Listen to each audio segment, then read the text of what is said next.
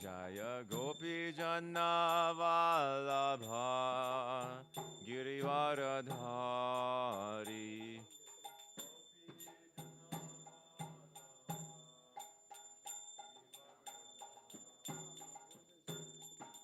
Jashoda Nandana Brajajana Ranjana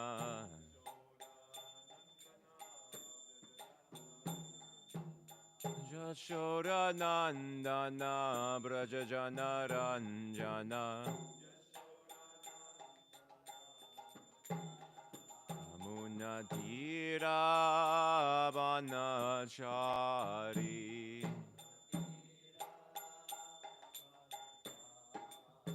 Jamunatira Banachari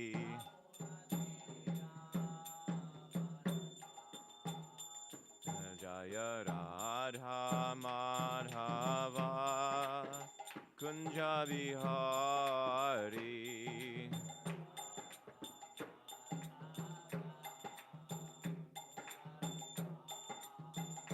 Jaya Radha Madhava Kunja Vihari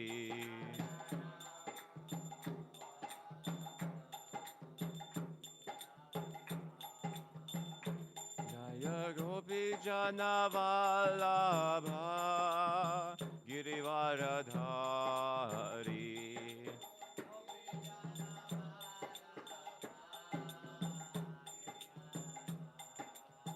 Yashoda Nandana Braja Jana Ranjana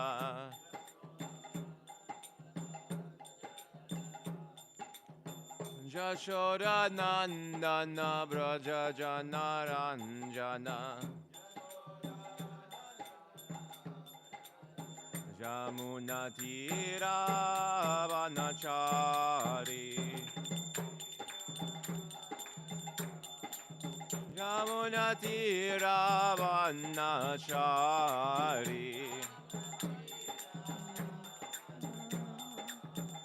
Jaya Radha Madhava Kunja Vihari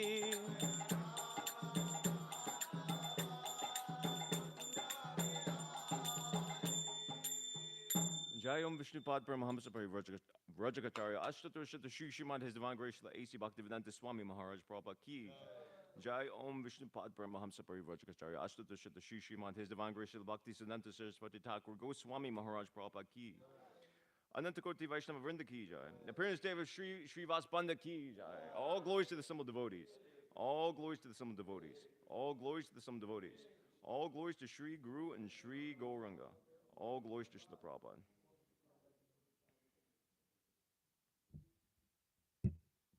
Are you connected, Ty? Okay, I just sent you something. Can you pull that up?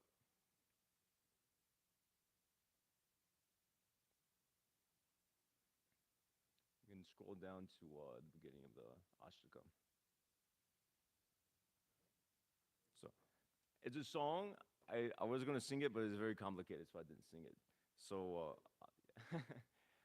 first I'll sing Mangalacharanam. Om Gyana Timirandasya Gananjana Shalakya Chakshur Unmiritam Yena Tasmai Shri Gurave Namaha Shri Chaitanya Manobishtam Stapitam Yena Bhutale Swayam Rupakatahmayam Didati Swapatantikam Vandeham Shri Guru Shri Taparakamalam Shri Guru Vaishnavam Shri Rupam Sagrajatam Sagana Raganatam Vitam Tam Jivam Sadvaitam Savadutam Prishna Saitam Krishna Chaitanya Devam Shri Radha Krishna Padan Sahagana Lalita Shri Vishakan Vitam Shah Hey Krishna Karuna Sindhu Dinabandhu Jagatpate Gopisha Gopika Kanta Radha Kanta Namostute Tapta Kanchana Gaurangi Radhe Vrindavaneshware Vrishapanusate Devi Pranamami Hare Pre Vanchakapatubhya Shrakripasunabhi Vachapati Tana Bhavane Bhyo Vaishnavibhyo Namo Namaha Namo Om Vishnu Padaya Krishna Prishtaya Pratalesh Mati Bhakti Vikasa Swamin Itinamane Namo Om Vishnu Padaya Krishna Prishtaya Pratalesh Mati Bhakti Vinada Swamin Itinamane Namaste Sarasvati Devi Gauravani Pasharne Nirvishesha Shunyavari Paschatya Tishatarane. So today the Ashtami of Krishna Paksha is the advent of Sri Shivas Pandit, otherwise called Shivas Thakur. He is a member of the Panchatattva. Lord Chaitanya, he appears in the 5 features, namely Shri Krishna Chaitanya, Prabhu Nityananda, Shri Advaita Gadadhar, Srivasadi Gaura Bhaktavrinda. So Srivasadi, he is the chief devotee of Lord Chaitanya. Lord Chaitanya, his devotees are unlimited, Gaura Bhaktavrinda. There's so many devotees, but the first that's mentioned there is Srivas Thakur. And so Srivas Thakur, he is an incarnation of Narada Muni. The Gora Gano Desha Deepika states that Srivas Pandit, Srivas Thakur, is described as an incarnation of Narada Muni. And Sri Rama Pandit, his younger brother, is said to be an incarnation of Parvati Muni, a great friend of Narada Muni's. So, there are Srivas Thakur's glories. They appear in largely the Adi Lila of Chaitanya Charitamrita, and also I assume that there's a great deal more there in Chaitanya Bhagavat, which I have not read. But I'll touch on what little I can speak of him. So, glorification of the Supreme Personality of God is best done in the Parampara system. So, I'll be just reading from this verse, from this Ashtakam, and kind of commenting on it. So, this is written in glorification, obviously, of Srivas Thakur. Ashyame Shri Srivasam Tamadyam Padintam Buddha Shuklam Bhara Dharam Gauram Gora Bhakti Pradayakam. With great delight, I take shelter of Sri Srivas, the original Pandit. He wears white garments and possesses a golden complexion. It is he who grants devotion to Sri Gora. So it's stated both throughout Vedic literature, actually. It's said by Lord Krishna himself, but prominently it comes in Chaitanya Charitamrita, and also is there in Chaitanya Bhagavat, that the best way to worship the Supreme Lord is by worshiping his devotee. Worship of the Supreme Lord is the highest. Aradhana nam sarvesham Vishnu aradhanam param tasmat parataram devi tadiyanam samarchanam. So the Padma Purana, Shiva speaking to Parvati, his wife, he states that among all different types of worship of Lord Vishnu is the highest. But even higher than that, Tasmat is worship of Krishna, of Vishnu's pure devotee, his devotee.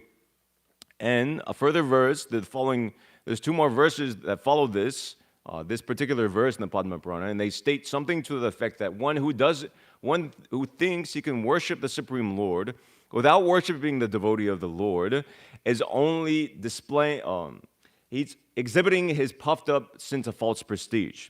So to properly worship the Lord, we have to worship the Lord's devotee. And the Srivas Thakur specifically, as a member of the Pancha Tattva, he is incarnation and representation of the Lord's pure devotee, specifically Narada Muni. But the Pancha Tattva, obviously, there's Vishnu Tattva, there's the internal energy, and Srivas Thakur, he represents the Jiva Tattva, the marginal energy, the perfected living entity. So it is by worshiping him, as this verse is describing, by worshiping him and glorifying him, then we can begin to approach Lord Chaitanya. Second verse, Shri Gorasya Navadvipe, Lila Kirtana Sampadi, Yaf Pradhana Taya Kyata Sa Shri Vasukathir Mama. The kirtan Shri Gora performed during his pastimes in Navadvip is Srivasa's wealth, for which he is prominently celebrated. He is my refuge. So Srivas Thakur, he's most associated with or remembered by is there's quite a few pastimes, but particularly the nightly kirtans that would take place in his house, Srivas Angan. So all the devotees of Navadvip, particularly I think it's stated, I was just hearing, at least for like 1 year continuously, Lord Gauranga and all of his associates, they would gather at Srivas Thakur's house, and they would hold these riotous kirtans every single night for very, very long hours, chanting for a very, very long time. And it wasn't open to outsiders at that time. It was only to, it's described in the Chaitanya Charitamrita, the doors of Srivasangam, they were locked, they were shut. And the envious people and the atheists, they were not allowed in specifically. It was for the relishment of Lord Gora and his devotees. So, Srivas Thakur, he facilitated this. He served all the Vaishnavas that gathered there, not only the Supreme Lord, but all the devotees there. And he particularly saw that the kirtan was going on nicely, and that afterwards everybody was fed. A continuous festival of dancing and chanting. So the next verse is in relation. Shri Gora Kirtananande Putra Shokopi Nasprishat Yam Srivasam Bhaktarajam Tam Namami Punaf Punaha. Srivas was so absorbed in the bliss of Sri Gaura's kirtan that even the death of his son could not touch him. Time and again, I propitiate that king of devotees. So this is a very famous incident, particularly. There's not a whole. This doesn't. It's briefly mentioned in the Chaitanya Charitamrita, but I believe the full version is there in Chaitanya Bhagavat. So I'm going to read from. You don't have to pull it up. I'll just read straight. This is Srila Prabhupada's commentary. Well, actually, he's quoting from Bhaktivinoda Thakur on a verse in Chaitanya Charitamrita. So the verse itself, it reads. Sri Chaitanya Mahaprabhu caused the dead son to speak about knowledge.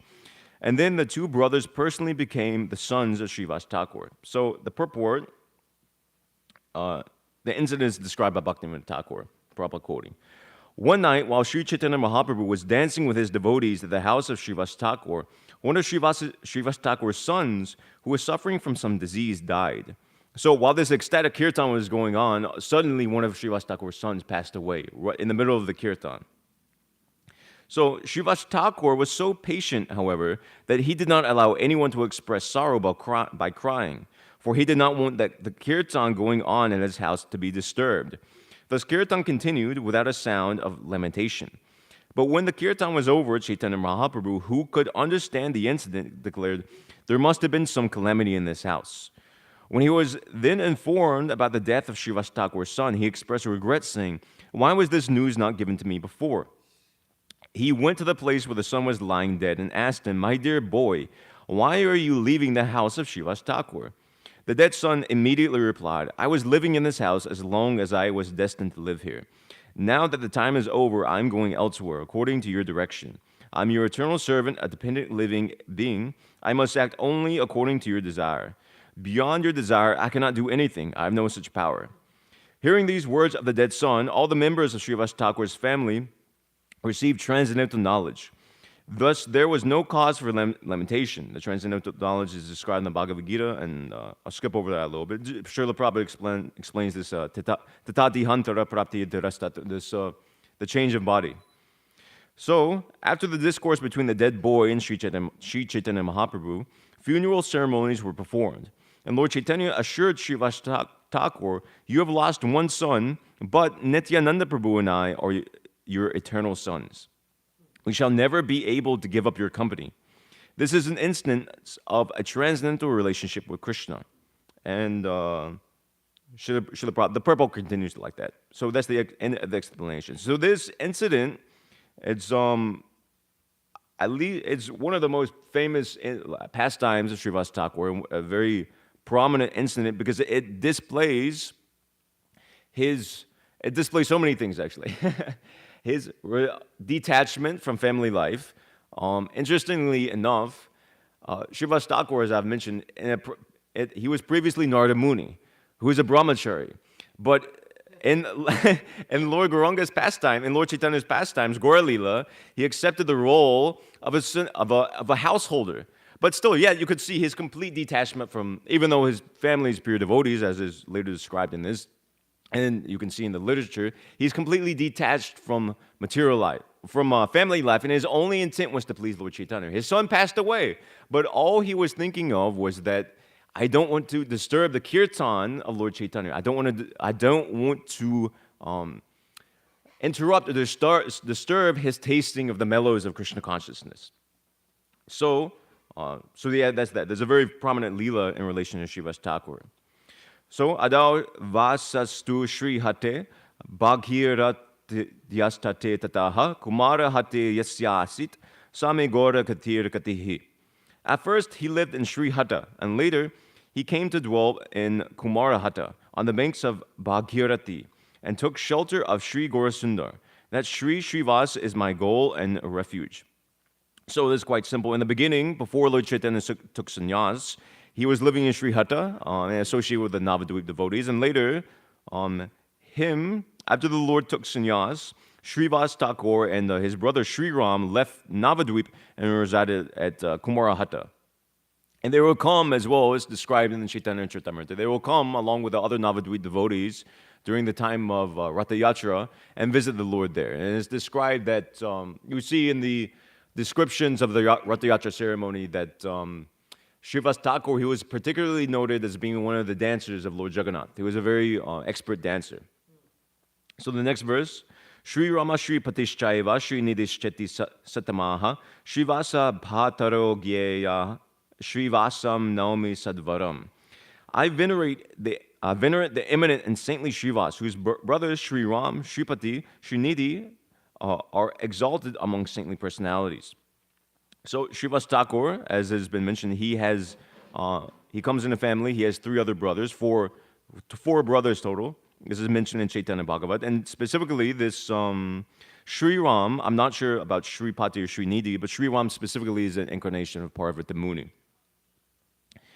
So Pura Narada Rupena Harinama Sudhajaraihi Yo Jagat Plavaya Amasa Sa Srivaso Dhunagatihi. He who in previous ages was Narada and flooded the universe with the ambrosia of the holy names of Hari is now in the modern age Srivas. He is my refuge. So this point, again, the same thing, that Narada Muni has come. He who previously traveled all over the universe glorifying the Lord, preaching the message of Krishna consciousness, he's doing the same thing in Gaura Lila in a different way, in a different form. He's supporting Lord Chaitanya's pastimes and he's propagating the glories of Lord Chaitanya. Yat Patni Malini Devi Shri Gauranga Mahots Shayat Svahasta Pakvera Anadye Sa Shri Vaso Gatir Mama. I take refuge in Shri Srivas Prabhu, whose wife Malini Devi satisfies Shri Gauranga with the meal she cooks with her own hands. I'll read the next verse because it's related. Pati vad Gauranga Gatir Malini Goda Vishruta Tatpada Padma Samvidhe Purna Tirme Sahasra Shaha. So, just like him, Srivas Thakur, his wife Malini's sole refuge is Shri Gauranga. This is well known throughout the land of Gauda. With utmost regard, I offer thousands of obeisances unto those lotus feet. So Srivas Thakur's wife, who is known as Malini Devi, she similarly exhibited the same devotion to Lord Gauranga, Lord Chaitanya, as did Srivas Thakur. Her name isn't mentioned so prominently in Chaitanya Charitamrita. Chaitanya Bhagavat, maybe possibly more, but we see her devotion exhibited just during, she would cook meals for Lord Chaitanya as is described here. So this nightly kirtan that was going on in Shivasangam, that after the kirtan, or sometimes during, sometimes they would stop, eat, start again on prasadam. So all of this nice food stuff was cooked by Srivas Thakur's wife. And it's described, she never complained of any inconvenience and diligently provided food and drink to the otherwise large group of Vaishnavas that daily assembled in her home. And as mentioned, even when her young son left her body, she also, in the same mood, Srivas Thakur, although she was burning with fever, she didn't create any sort of commotion or disturbance for Lord Gauranga's kirtan. You can imagine. Actually, I believe, I was looking at this earlier, my memory is kind of hazy, but I believe her son died in her arms, actually. So you can imagine that a mother, her young child, dying right before her, how the intense grief she must be feeling. But her devotion to Lord Chaitanya is so intense, that she restrained it and formed her kirtan, and only until after the kirtan was over were these things brought out. So, 9th verse, Sri Chaitanya Priyatamam Vande Shivasa Panditam Yat Karunya Katakshena Sri Gauranga Ratir Bhavet. He is exceptionally dear to Sri Chaitanya. I venerate Srivas Pandit. A merciful glance from him awakens love and attachment from Sri Gauranga. So again, the same point that's mentioned in the first verse. By serving and glorifying Srivas Pandit, we can achieve all auspiciousness. And otherwise we can't. Just like there's one, in the Chaitanya Charitamrita, there's an instance of one Brahmana Gopal, what is his name? Gopala Chapala is his name, I believe. So this kirtan was going on in Srivas Thakur's house. This is early in Adi Leela. This is early in Lord Chaitanya's life when he was residing in Navadvip. And this Gopal Chapala, he was envious by nature, envious of the devotees conducting kirtan there, and specifically envious of Srivas Thakur. So he placed one puja plate containing items for worship of Durga Devi, things like, I don't exactly know, it's vermilion, I believe some liquor was there, at his doorstep to defame Srivas Thakur. Srivas Thakur, he was renowned throughout Navadvip as being a very, as it's described in the song, a very eminent Vaishnava. He was very, his name is given the title Pandit. Pandit meaning not just some, although people nowadays they have, meaning scholarly. Nowadays people have the title, anybody and everybody has the name Pandit, and sometimes it's even used as an official surname. But Pandit, particularly in those days, just like Nimai Pandit, Lord Chaitanya himself was so learned, he was given that name because he was so learned. So similarly to Srivas Thakur, he was a very learned Vaishnava scholar. He was very respected throughout the Navadvip community, which in itself was, Navadvip at that time was a whole center of learning and scholarship during Lord Chaitanya's time. So he was very respected among the Vaishnava community. So this Gopala Chapala, he placed one puja plate of Durga at his door in an attempt to defame Srivas Thakur, with the understanding or the assumption to say that if people think he's a Shakta, a worshipper of a Devi, rather than, and just posing himself as a Vaishnava, then people won't respect him. They'll degrade his character. He'll become defamed in society. And so the incident is related in Chaitanya Charitamrita. Srivas Thakur, he opened the door and he saw the puja plate. And it's something really ridiculous, actually, if you think about it, because he's practically an acharya for the Vaishnava community. He's such an elevated and learned devotee. And the idea that simply by having a puja plate for Lord Durga at his door, not even within the house, it will associate with. So Srivas Thakur, he recognized the almost ridiculous situation, and he went around calling out, just look and see, look. Everybody look what I'm actually doing. I'm worshiping Lord Durga, more or less is what he's saying. And of course, all the population, they hear this, and everybody knows Srivas Thakur. And so they say something to the effect of, who has done this sinful act? Who has put this plate, this puja plate meant for Lord for Durga, at Srivas Thakur's door? They could obviously understand it was an attempt to defame him.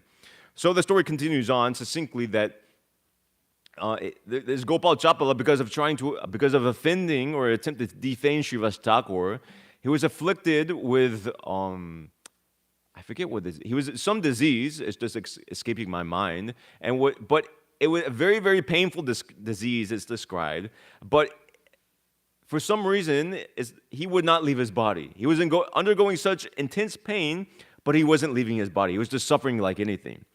And then this Gopala Chapala, I believe he was actually related to Lord Chaitanya somehow through a paternal relationship, if I'm not wrong. The paternal line, rather. And so Lord Chaitanya, he had visited him one day, this Gopal Brahmana, and Gopal begged from Lord Chaitanya deliverance from his suffering and deliverance from material existence. And Lord Chaitanya said to him something to the effect of, because of your... You'll continue to, not only will you continue to suffer in your current state, you'll suffer in hell for 10 million births because of the offense you made at the lotus feet of Srivas Thakur. So he had the association, Lord Chaitanya was there, and this Brahmana was asking, Gopala Chapala, he was asking Lord Chaitanya for deliverance. And Lord Chaitanya, he specifically came to this material world to deliver the fallen conditioned souls. But because of an offense at the lotus feet of Srivas Thakur, it was unable to get Lord Chaitanya's mercy. So Lord Chaitanya, he frankly told him that you go to Srivas Thakur and you beg for mercy, you beg for forgiveness at his lotus feet.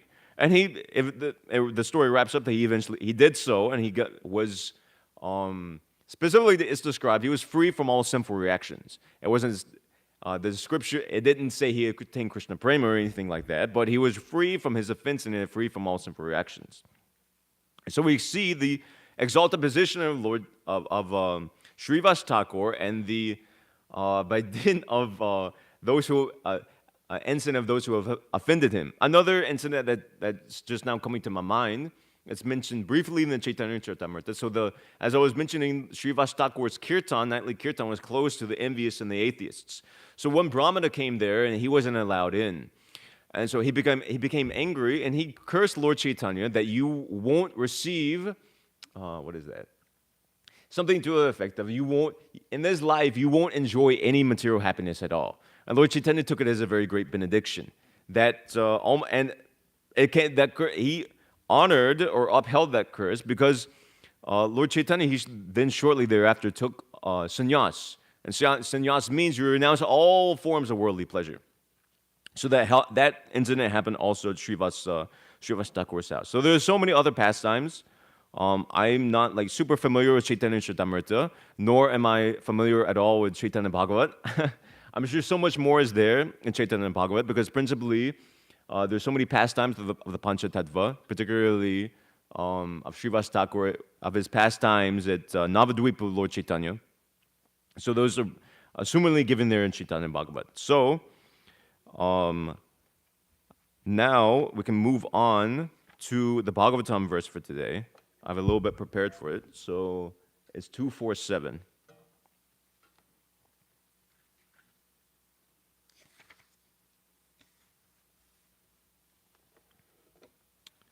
Okay. Om Namo Bhagavate Vasudevaya. Om Namo Bhagavate Vasudevaya. Om Namo Bhagavate Vasudevaya. Yata Gopayati Vibhuhu Yata Samyachate Punaha Yam Shaktim Upashritya Purushaktihi Paraha Puman Atmanam Kridan Karoti Vikaroti Cha Yata Gopayati Vibhur Yata Samyachati Punaha Yam Shaktimupashritya Purushaktif Paraf Puman Atmanam Kridan Karoti Vikaroti Cha Yata Gopayati Vibhur Yata Samyachati Punaha Yam Shaktimupashritya Purushaktif Paraf Puman Atmanam Kridan Karoti Vikaroti Cha Yata Gopayati Vibhur Yata Samyachati Punaha Yam Shaktimupashritya Purushaktif Paraf Puman Atmanam Kridan Karoti Vikaroti Cha. Please repeat. Yatha Gopayati Vibhur Yatha Samyachate Punaha Yam Shaktimupashritya Purushakti Parapuman Atmanam Kridayan Karoti Vikaroti Cha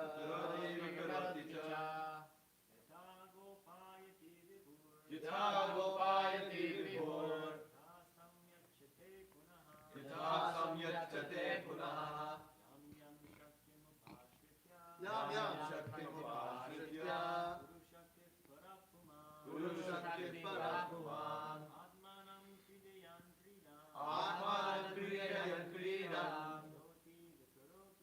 Karoti Vikaroti Cha Yatha Gopayati Vibhur Yatha Samyachate Punaha Yam Yam Shakti Mupashritya Purushaktif Paraf Puman Atmanam Kridayan Kridan Karoti Vikaroti Cha Hitagopayati Vibhur Hitasam Yachati Punaha Yam Yam Shakti Mupashritya Purushaktif Paraf Puman Atmanam Kridan Kridan Karoti Vikaroti Cha Yata as Gopayati maintains Vibhuhu the great Yata as Samyachati winds up Punaha again Yam Yam as Shaktim energies Upashritya by employing Purushakti the all-powerful Paraha the supreme Puman the personality of Godhead Atmanam plenary expansion Kridayan having engaged them Kridayan I'm sorry having engaged them Kridan as also personally being engaged Karoti does them Vikaroti and causes to be done Cha and translation and purport by His Divine Grace A.C. Bhaktivedanta Swami Srila Prabhupada. Kindly describe how the Supreme Lord, who is all-powerful, engages his different energies and different expansions in maintaining and again winding up the phenomenal world in the sporting spirit of a player. Purport in the Katha Upanishad 2.2.13, the Supreme Lord is described as the chief eternal being amongst all other eternal individual beings, Nityo Nityanam Chitananam, and the one Supreme Lord who maintains innumerable other living individual living beings. Eko Bahu Nam Yo Vidadhati Kaman. So all living entities, both in the conditioned state and in the liberated state, are maintained by the Almighty Supreme Lord. Such maintenance is effected by the Lord through his different expansions of self and three principal energies, namely the internal, external, and marginal energies. The living entities are his marginal energies, and some of them, in the confidence of the Lord, are entrusted with the work of creation also, as are Brahma, Marichi, etc. And the acts of creation are inspired by the Lord unto them. Tene Brahmahrida. The material energy, Maya, is impregnated with jivas, or conditioned souls. The unconditional marginal potency acts in the spiritual kingdom, and the Lord, by his different plenary expansions, maintains them in different transcendental relations displayed in the spiritual sky. So the one Supreme Personality of God manifests himself in so many Bahusyam, and thus all diversities are in him.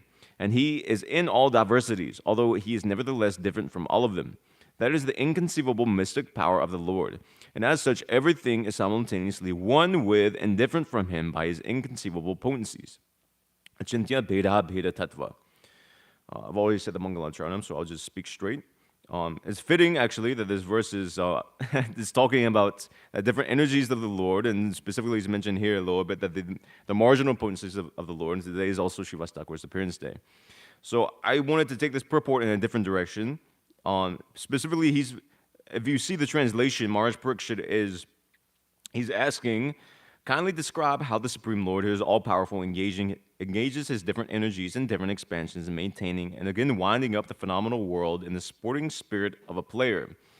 So, and then at the end of the purport, Srila Prabhupada says that in reference to Lord Krishna's energies, that is the inconceivable mystic power of the Lord, and everything is simultaneously one with and different from him by his inconceivable potency. So Parikshit Maharaj, he's asking Shukadev Goswami to explain to him the Lord's energies, but the Lord's energies are inconceivable. So it's almost as if a contradiction. So I wanted to sort of piggyback off the last two classes, the first Vishnu Chitta Prabhu's class and then Matsya Prabhu's classes. So Vishnu Chitta Prabhu was talking about mundane materialistic sciences and like that basically. And then Matsya Prabhu was talking about how Krishna consciousness itself is a science. So, so this aspect, so Krishna consciousness is a science, and there's a method to understand that. How to say it? Although the knowledge is inconceivable and the Lord's energies are inconceivable, there's a method to understand it. And Srila Prabhupada he specifically says here, he references that the inconceivable mystic power of the Lord. So at the end of the purport. So generally, it's taking that. Well, actually, it comes in this verse. In this chapter. Puyo namasad vrijine chite satamasam bhavaya kila sattva mortaye pumsam punaf paramahamsa ashrame vivasitanam anumriga dashushe. So, Shukadeva Goswami, he'll later offer his obeisances unto the Lord before reciting the Bhagavatam, glorifying him that, actually in reference to this verse as well, that he accepts the modes of material nature and he creates, maintains, and destroys as a pastime. So Srila Prabhupada was talking yesterday in yesterday's purport about how people jump to the 10th canto, but even these pastimes of accepting the material energy and how these energies work are also a function. It's also his lila. His accepting the three modes of material nature is his lila. It's also his pastime. But specifically, he is the Lord of the inconceivable path, as Srila Prabhupada translates there. That, or in other words, in a different translation, his ways are inconceivable. So this is generally accepted that God acts in mysterious ways, as is the cliche that people tout. And it's generally accepted that religious traditions that they thrive isn't the word, but religious traditions, they abound in different incidents or stories, occasions, and tellings of an anecdote of the intervention of God. Intervention of God within his devotee's life in some way or another. You see this in every religious tradition, basically, that has some sort of theistic conduct. That's Christianity accepts it, Islam accepts it. You will see, even down to the individual lives, people will have their own, although they may have professed some religion, they'll have, if someone is theistic, usually they'll have their own experience with God, how God has personally interacted within their lives, and the miracles that God has enacted within their own lives and also within the tradition itself. There's so many purported miracles that have taken place in Christianity, Islam, Judaism, etc. Just like you take the burning bush as a very famous example. Moses saw God in the burning bush. The bush was burning, but at the same time, it wasn't deteriorating. So within Vaishnava tradition as well, the same thing is there. The intervention of God within the devotee's life, just like immediately what comes to mind is we see in Chaitanya Charitamrita, Sakshi Gopal, he followed his devotee for so long to bear witness. He followed his devotee, I'm just forgetting, I think it was an unnamed Brahmana, if I'm not wrong, to bear witness to the fact that, it's a long story, but a promise was made in front of the deity that the Brahmana that a marriage would take place, basically.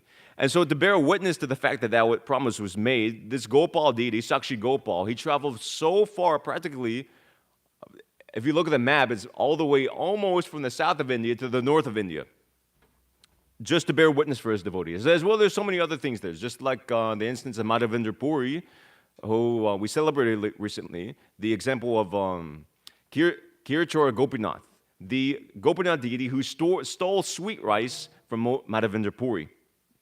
So there are many apparent miracles, or so-called miracles, even within Vaishnavism. And there's this is just Gaudiya Vaishnavism, as well as other sampradayas that's there.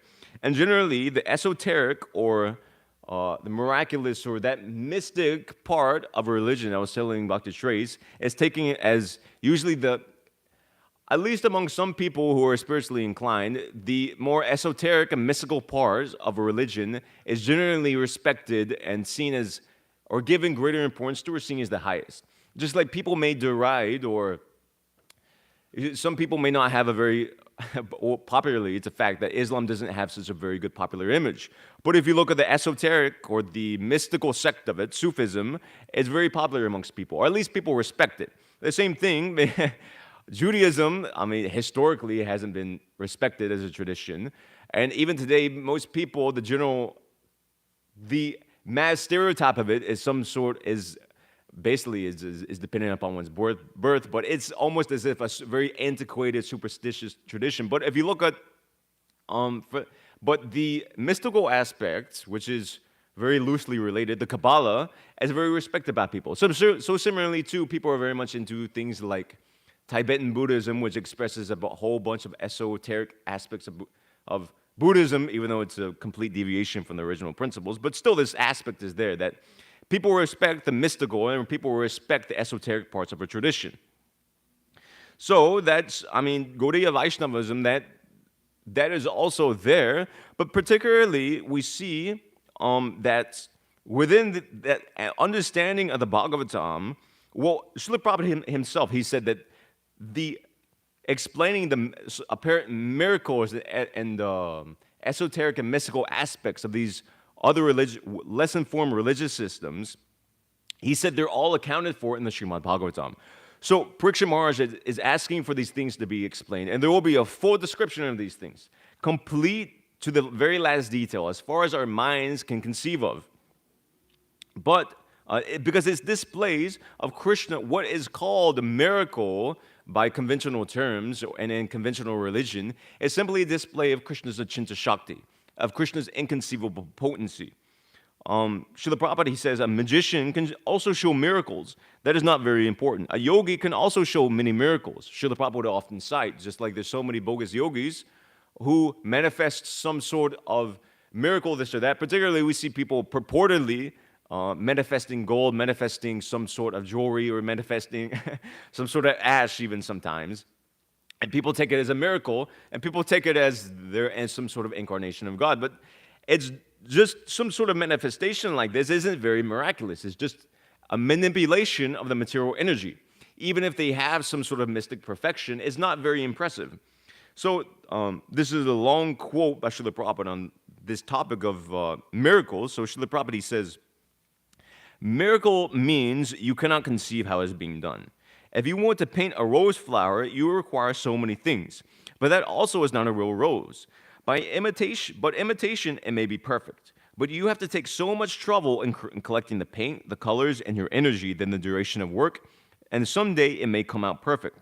But the same energy is working so swiftly that you see automatically a rose flower is coming out.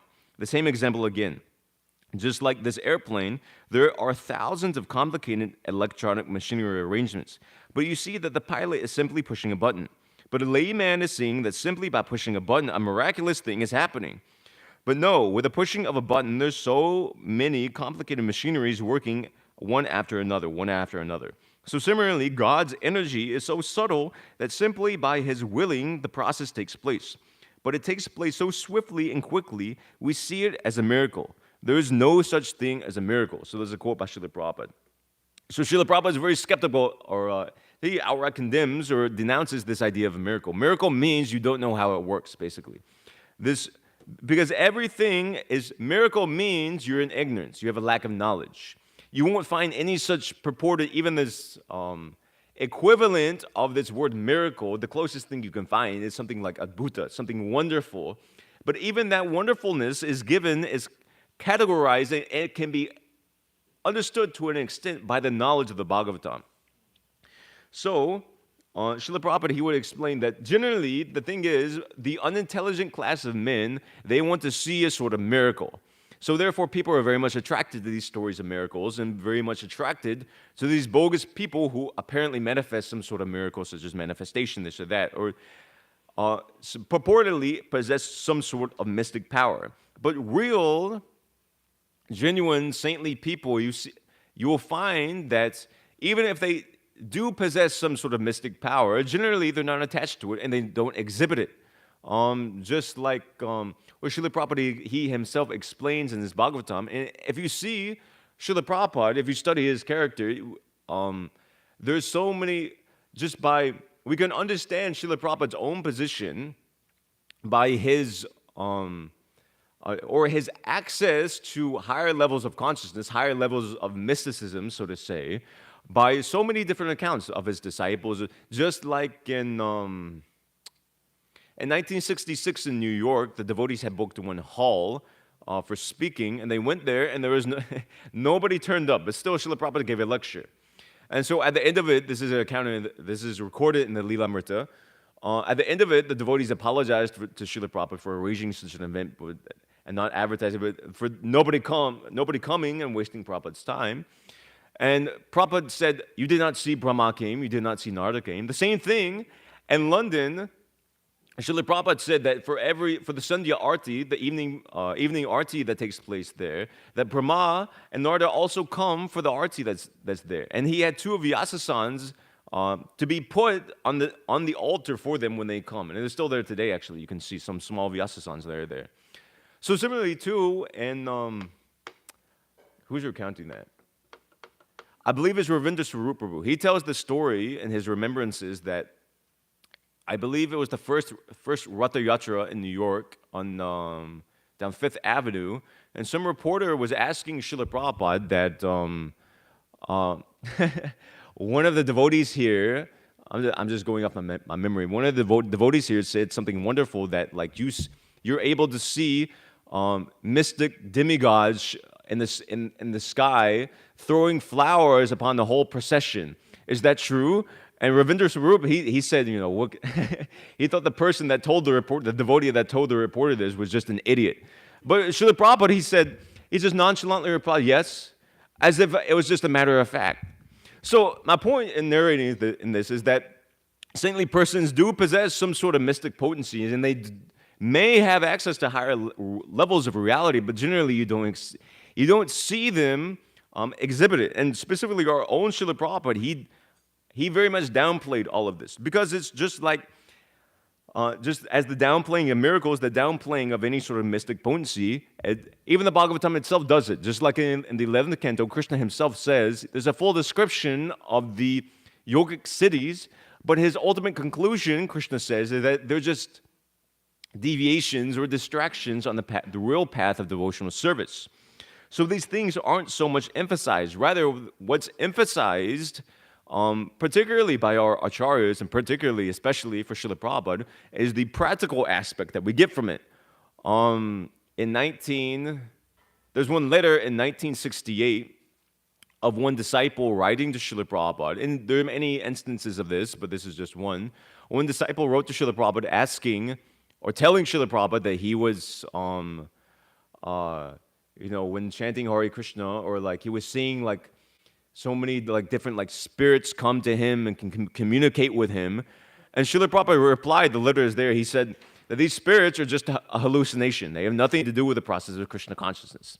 So Srila Prabhupada he deliberately downplayed this sort of mystic or miraculous aspect of Krishna consciousness in favor of the practical. There's one quote by Srila Prabhupada. He says that the same letter, actually, he writes, it's something akin to, we are not dependent upon the subtle thing. We have to see what is practically taking place. In other words, what is Krishna consciousness practically giving us? A lot of people, just like I was mentioning, there's these esoteric parts of these religions or these mystical sects, but they're all on the subtle plane. They don't actually give something practical. Rather, they may give some sort of subtle mental speculation or some sort of subtle conception within the mind, but practically there's no reformation of the character. Srila Prabhupada emphasized exactly the opposite. He said we don't care for the subtle thing. We have to practically see how Krishna consciousness is benefiting our lives. How is it making us happy, and how is it reforming our character and purifying us? There are so many people, particularly, you meet them everywhere, but particularly in Atlanta, the West, who are involved in some sort of pseudo-spiritual tradition, or sometimes they just manufacture their own thing, and they put emphasis on the mystical experiences, religious experiences, this and that. But practically, they're just existing in the mental platform. By their own character, they're living completely materialistic and abominable, degraded lives. So the emphasis is on the practical. And you see this particularly in the case of the devotees within this world, how the devotees act within this world. Lord Chaitanya, he practically gave the world the Krishna consciousness movement. Bhaktivinoda Thakur, he practically preached Krishna consciousness and drove away the Sahajiyam that was plaguing Vaishnavism. The same thing with Srila Bhaktisiddhanta Saraswati Thakur. And Srila Prabhupada himself, his mystic potency was not to manifest some sort of gold or jewels or something like that, or exhibit some sort of mystic power, but his mystic potency was to transform the lowest class of men into the highest. He took the lowest class of Americans, those hippies, which were considered degraded even among among Vedic culture. Mlechas and Yavanas are considered the most degraded. Technically Chandala, but those outside the Vedic system, which Americans are so. And even among the Americans at the time of Srila Prabhupada, the most degraded of the Americans were considered the hippies, who didn't bathe, who took intoxication, who had free sex, free love, as they called it, completely degraded moral character. But Srila Prabhupada, he went among them, and he transformed the most degraded people, the most degraded humans, into Vaishnava sannyasis and Vaishnava brahmanas. The topmost, not only social positions, varnashram position, but the topmost spiritual position. So it's a confirmation under this verse, Kirata hunandra puninda purkasha abira shamba yavanakasadiyaha yene chapapa yeda pashriyashadya Shudyanti tasmai prabhavishtanve namaha. That even Kiratas, Hunandras, etc., even those coming from sinful backgrounds can be purified by the chanting of the holy name. So Srila Prabhupada, he practically gave this.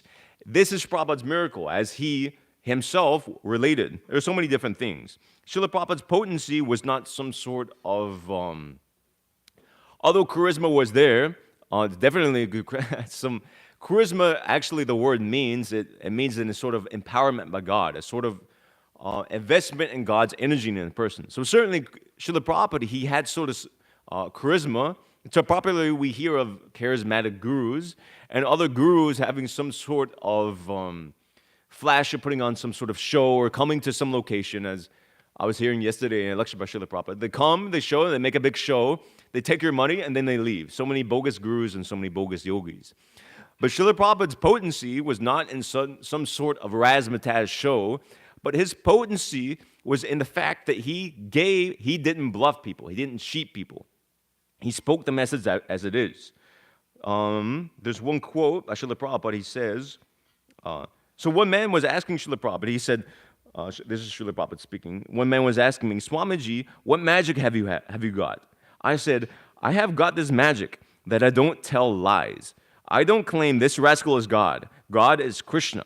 That is my magic. I don't bluff people. Here is God. See God, be with God, serve God. That is my business. This is the magic of Srila Prabhupada, that he spoke the message of Bhagavad Gita straightly. And if you hear Srila Prabhupada's lectures and conversations, he affirmed the same thing. He, almost as if downplaying his own feats, he said, if we speak the message of Bhagavad Gita straightforwardly, the same thing is there. It's just like Matsya Prabhu was saying, it's a science. Krishna consciousness is a science. So if we perfectly deliver this process of Krishna consciousness, the same effect will be there. It's not something wonderful. It's not something magical. I've heard that different devotees in the Prabhupada memory series, they were recounting that one wonderful, very amazing thing was that Srila Prabhupada's own character, he was such an amazing personality, but what's even more amazing is that, how to say, Srila Prabhupada is so special, but he's not special. In the sense that, like, it's not that we can't attain to the same level of Krishna consciousness, or that same state of Krishna consciousness that Srila Prabhupada is at. And that's specifically what Srila Prabhupada came to give, that purified state of Krishna consciousness. So, by preaching this message of Krishna consciousness, by in a straightforward manner, the same result can be there. Now, of course, Srila Prabhupada had special empowerment by Krishna, but the same principle is there. Srila Prabhupada, he transformed Westerners, and he brought people with no idea, conception of Krishna consciousness, and transformed them into full-time practicing devotees. By speaking the message of Bhagavad Gita straightly, the same effect can be there today. So, Srila Prabhupada, so this purported miracles are going on, because it's not a miracle, it's a science. Srila Prabhupada, practically his whole life was a miracle. The fact that he came, I mean, everything. I mean, heck, just the fact he came to the West and completely started a movement from nothing, where there's no basis of Vedic culture, no conception of who is Krishna, and created, as Tamal Krishna Goswami noted, in 1977 to Srila Prabhupada, you've created a whole world of Krishna consciousness. There's a whole culture of Krishna consciousness Srila Prabhupada has created. He's this aspect of the morning program, the evening program, the japa, darshan, arti, different varieties of prasadam, different Vaishnava bhaja. All of this Srila Prabhupada is given from practically what was there in the West, nothing. It's very miraculous, but it's not miraculous.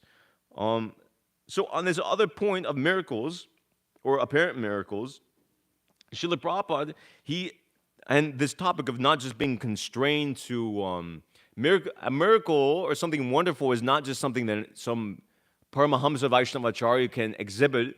Rather, it's open to all if we accept that mercy that is flowing down.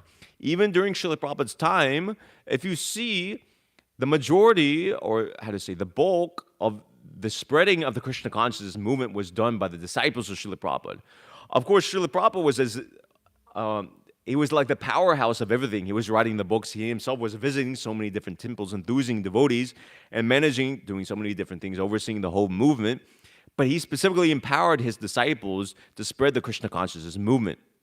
You see, just like Shivananda Prabhu, he went to Germany at something like 16, 17, or no more, older than 18 years old. He had just graduated school, and he went to Europe, and he opened the first temple abroad. He didn't know German, but still he opened the Hamburg temple, and I believe he also helped with the starting the Berlin Center, and he was in Germany preaching until 1976. So it's just a young boy, no knowledge of German, practically when it comes to the process of Krishna consciousness. At the time, that was 1967 or late 7 or 8, he was a neophyte in Krishna consciousness, but he was empowered to open up a whole what Srila Prabhupada's sannyasi godbrothers failed to achieve in Europe. This young boy, at the time, he was able to do with ease.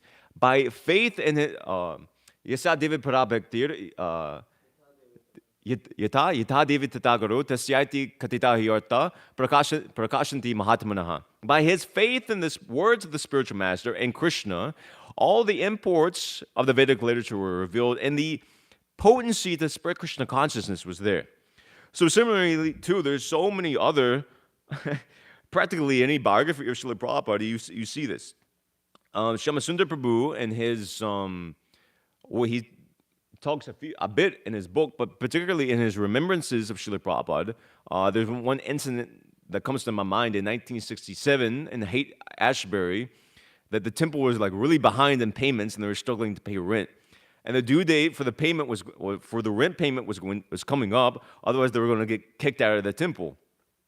And he describes there, he was walking down the street one day early in the morning and nobody was there.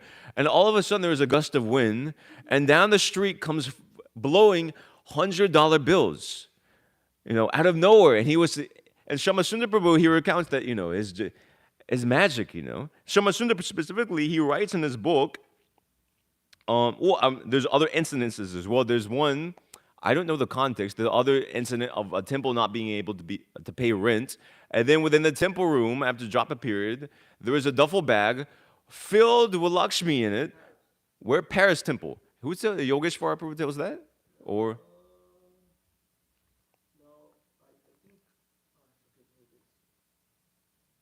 He's the only one I know preaching in Paris at the time.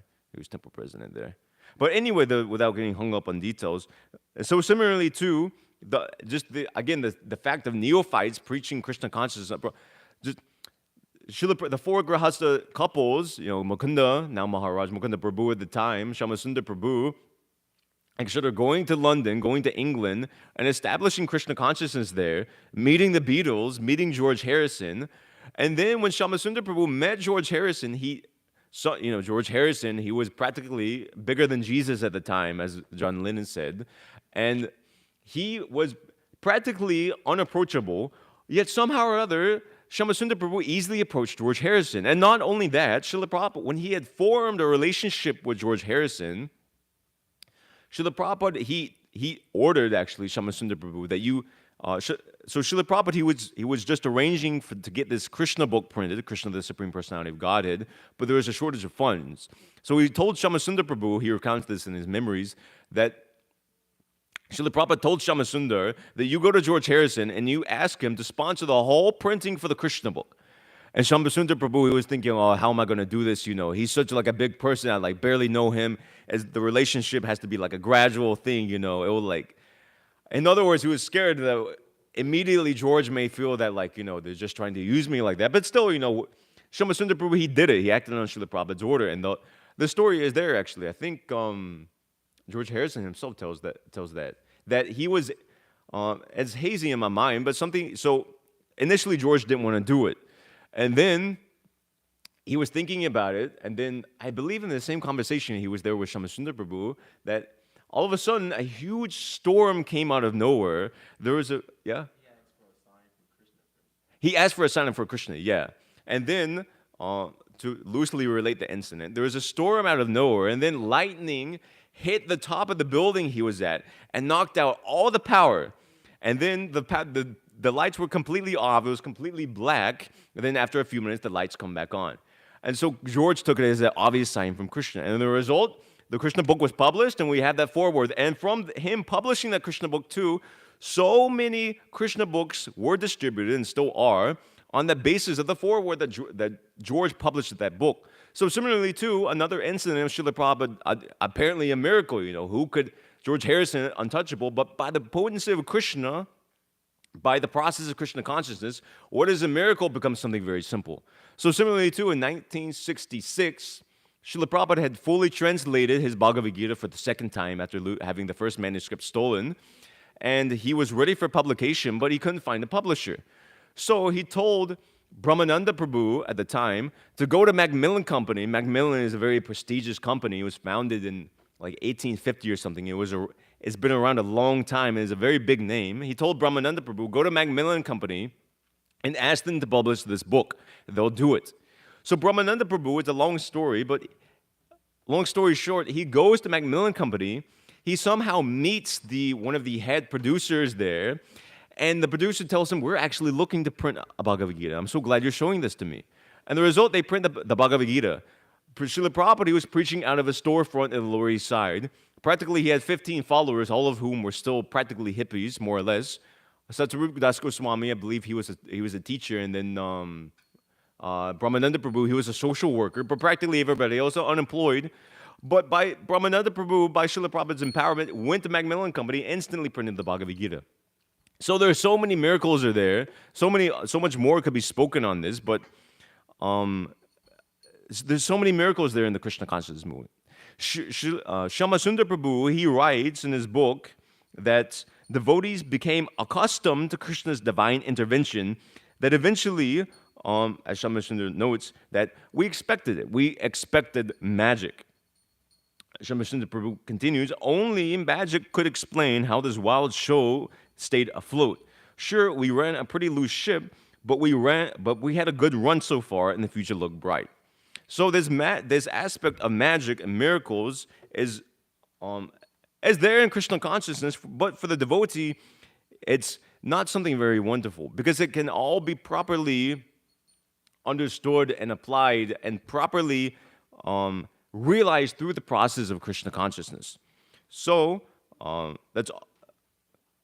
I want to leave a little time for questions, so I've covered quite a bit of ground. So if anybody has any comments or questions about Srivas Thakur or whatever I've spoken on the Bhagavatam for the rest of the day, I can open it now for whatever it may be. So I was thinking it's rather sorry. So I was thinking it was rather interesting. Oh, before I get to the question or comment, but the personality, Mahotsav Prabhu just reminded me that he's posted it on the Ashram communication also, that Paris incident is related by Harivilas Prabhu. Harivilas Prabhu, who's currently in Seattle. And that incident of the money, blowing down the street, I believe was from some kind of robbery, and they were, or maybe I'm mixing, and there's another incident, or there's one incident, which is probably the same thing, but there's a gang of thieves who are getting caught. Mm-hmm. And so in order to avoid getting caught, they just decided to just fling money out of the Oh, window. yeah. And then the devotees happened to be on the street, I don't know, doing Harinam or just like walking down the street, and they get all this money that they need to pay for the rent and all this. So that's what happened. Anyways, regarding Srivas Thakur, I found it interesting. We'll see that in Lord Chaitanya's pastimes, if I'm correct, no, correct me if I'm wrong. The first public Harinam was the civil disobedience Harinam that Lord Chaitanya did when Kazi's. I would have to like see in the Chaitanya Bhagavad. I know in Chaitanya Charitamrita is mentioned there, but the thing is that civil disobedience movement took place because the Brahmanas complained. The Brahmanas complained that the devotees were chanting Hare Krishna publicly.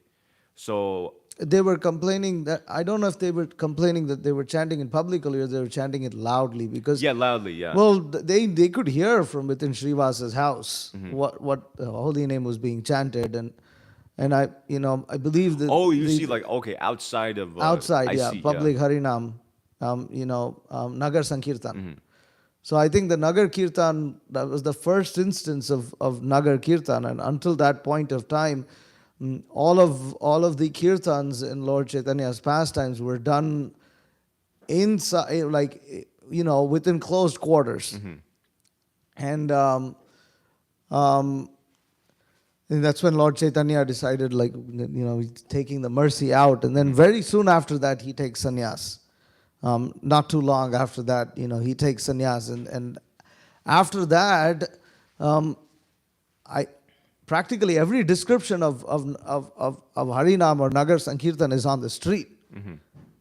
Like in Puri, it's primarily, it's all described to be on the street. Of course, there's always discussions that Lord Chaitanya is having with his intimate associates, the intimate associates. But I find it very interesting that in the Krishna consciousness movement now, from doing street Nagar Sankirtan, the emphasis is now closed quarter Kirtan within the temple. Whereas in Lord Chaitanya's pastimes, it was the other way around. Yeah. So it's kind of like ironical. So as to say that Lord Chaitanya's, he wanted to take what was being experienced in Srivas Thakur's house. Initially, it was not open to the public. Then he took it out. Whereas now, it seems rather unfortunate the devotees are bringing there's a good from point, yeah. outside. It is bringing it in here, and just like, okay, within devotees, and nobody goes out. There's so many expert musicians, far better musicians than they were during Srila Prabhupada's time. I mean, but they don't want to engage their talent very good point. in doing Harinam outside. I never thought about that. It's almost like ironical, without like diverging too much, but like a lot of these people, they like emphasize like Harinam, but like the actual like aspect of Sankirtan, meaning as in like that going out, is not actually done. Yeah, it's interesting. In regards to that, I just read recently, is with Srila Bhakti Siddhanta, he describes that from the very early age, Lord Chaitanya was in you could say in one sense of Sankirtan, he was inspiring people to chant Hare Krishna by the fact that he would cry until somebody was chanting the names of Lord Hari. So that's there in Chaitanya Charitamrita as well. Lord Chaitanya, as a youth, he would, as a baby, he would cry, and the women of the village, when they chanted Hare Krishna, then he would stop crying. So in this way, he inspired from a very early age the chanting of Hare Krishna. You could take it even that as an inauguration, but the official thing, I would accept it like that. Yeah, to my knowledge. He has a comment, I believe, Mahotsa. You can't give your comment while you're playing a speaker in the background. Okay, you can go. Yeah. Yeah. Yeah, okay. You can hear me? Yeah, we can hear you. Okay. So, I was thinking, that the only miracle Prabhupada never downplayed is the conversion of the militias. And, we were just on traveling Sankirtan yesterday, and we had a miracle happen to us too. I was feeling really bad that, we had to spend some money on a hotel. And then somehow or the other, we found this place on Google.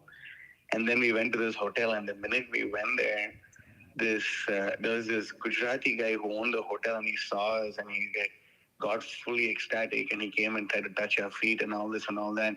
And he said that from now on, every time we pass by there, we can stay in this place for how many ever days we want, rent-free. Wow. And it's all a miracle of Lord Chaitanya, Mm-hmm. I mean, what are the chances? That's amazing. It's just like I was saying.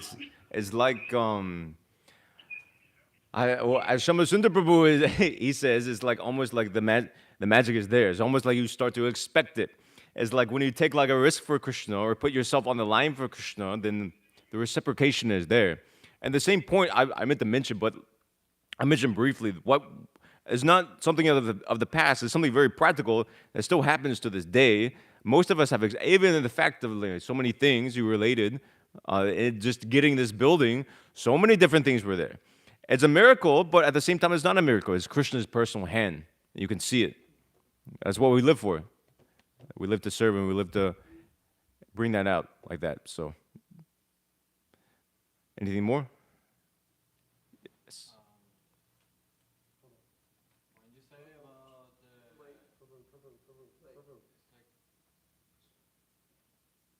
Microphone. You don't get credit. Otherwise, people can't hear the people online. Just to say that you have to be careful when you say about. I know George Harrison. He helps a lot. He gave money and Lakshmi to the movement, and he supported Prabhupada. He was inspired by Prabhupada and all these things. But you cannot say that he's bigger than Jesus Christ, because this is a blasphemy. Who? That's what they said. No, John Lennon, he said that they are No, I am not saying that. John Lennon said that. Yeah, but he said we are more famous than Lord Jesus Christ. You say he's bigger than Jesus Christ, and this is not right, because Jesus Christ is bigger in the past, in the present, and the future. Mm-hmm. He's a pure devotee. He's just, you should be careful with. At least maybe I understand wrong, but.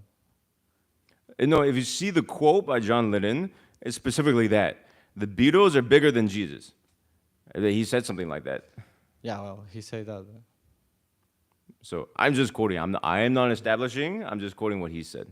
Okay. So I got another question about who, in the Chaitanya Charitamrita is revealed there the Swarup of all the devotees and Lord Chaitanya and so.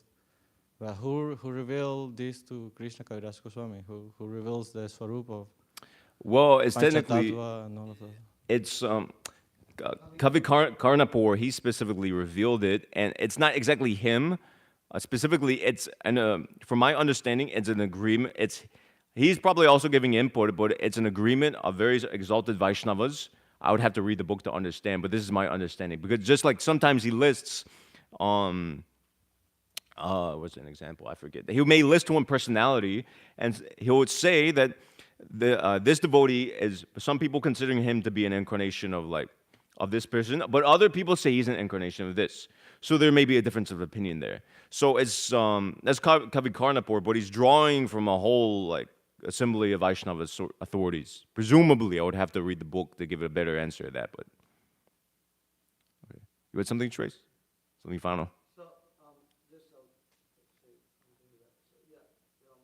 Kavi Karnapura is the devotee who had these revelations, and his conclusions are accepted by all the. Who is the son of? He's the son of. Oh, I don't remember. But yeah. There's one comment here. I'll read that and I'll give it to you. Devotees in Alachua have been going out every Friday on Harinam, the corner of the 13th and University for over 40 years, rain, shine, cold, or heat. Jai, thank you. That's wonderful. That's great. Even in DC, I see they they have like a weekly Harinam, and they have a spot. And I've seen videos.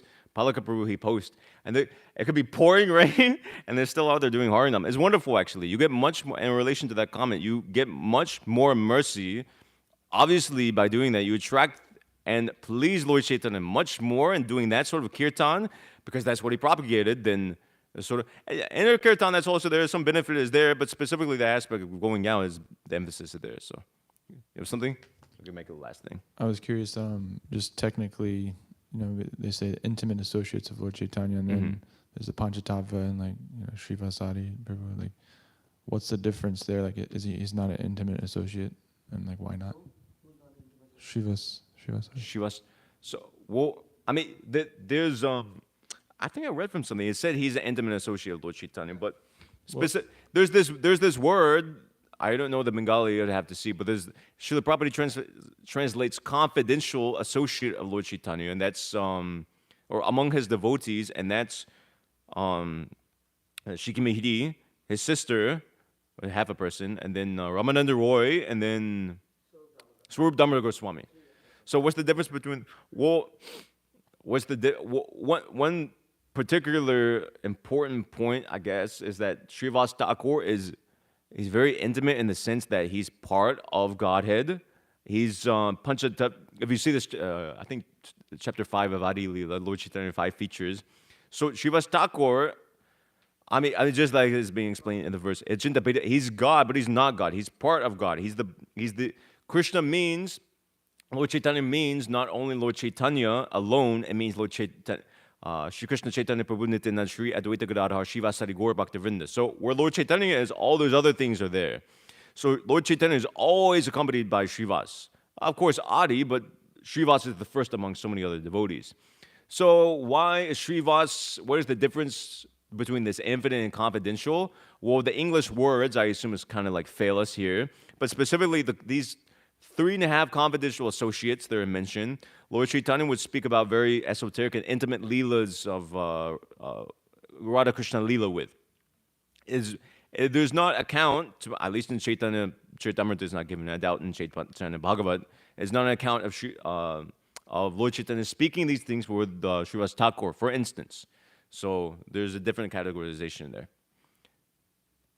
Generally, I mean, you see Lord Chaitanya, his relationship with Srivas Thakur, as he himself said, was he considered himself as an eternal son of Srivas Thakur. So that relationship was kind of there. Different dealings were there in pastimes, but generally that was there. So, okay. Srimad Bhagavatam ki, Srila Prabhupada ki, Vanchakapatubhi.